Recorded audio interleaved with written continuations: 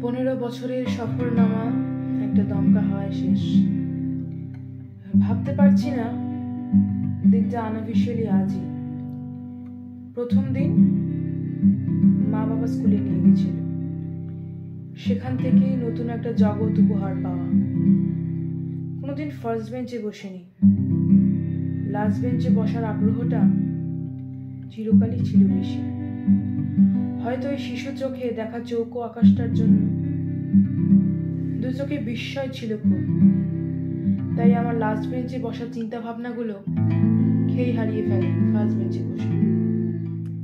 তারপর দেখতে দেখতে সিনিয়র স্কুল, সুখ দুঃখ হাসি কান্না ব্যাগে ভরে ক্লাস 9। তারপর বড় বিরতি, সিনেমার ইন্টারভেলের মতো। আকাশপ্রিয় মনের আস্তানা তখন ঘরের কোণে মুখ লুকিয়েছে। হঠাৎ হারিয়ে গেছিল করিডোর, রিসেস, ছুটির ঘন্টা, বন্ধু। না, করুণায় আমি, আমার মন, ছুটির ঘন্টা, বন্ধু, করিডোর অবশেষে বিরতির ঘরে ফিরল। তারপর যেটা হলো সেটা স্বপ্ন, সেটা মুহূর্ত, সেটা জীবন।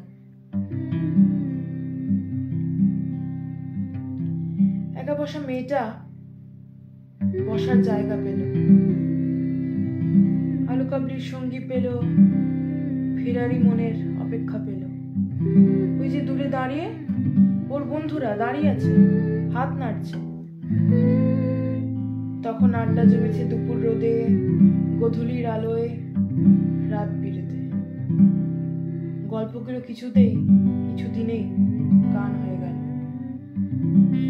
গানগুলো কিছুদিনে জীবন হয়ে গেল, জীবনটা কিছুদিনেই স্বপ্ন রূপকথা হয়ে গেল।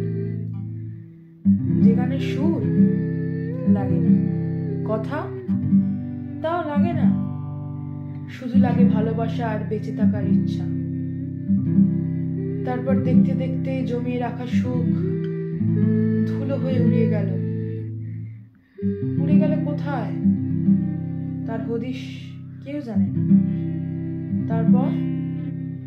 তারপর একটা পাগল হাওয়া সব উড়িয়ে দিয়ে চলে গেল। এতদিনের সফর শেষ হলো। তারপর কি হবে এসবের? স্কুল ড্রেস ঢাকা থাকবে স্মৃতির চাদরে, স্মৃতিগুলো মোড়া থাকবে সুখের আদরে। চেনা মুখগুলো, চেনা গলাগুলো মিশে যাবে অচেনার ভিড়ে। ছোটবেলা, স্কুল, ইচ্ছে করে করা ভুল সব তলিয়ে যাবে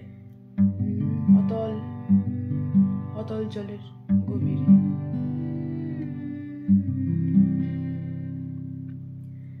তো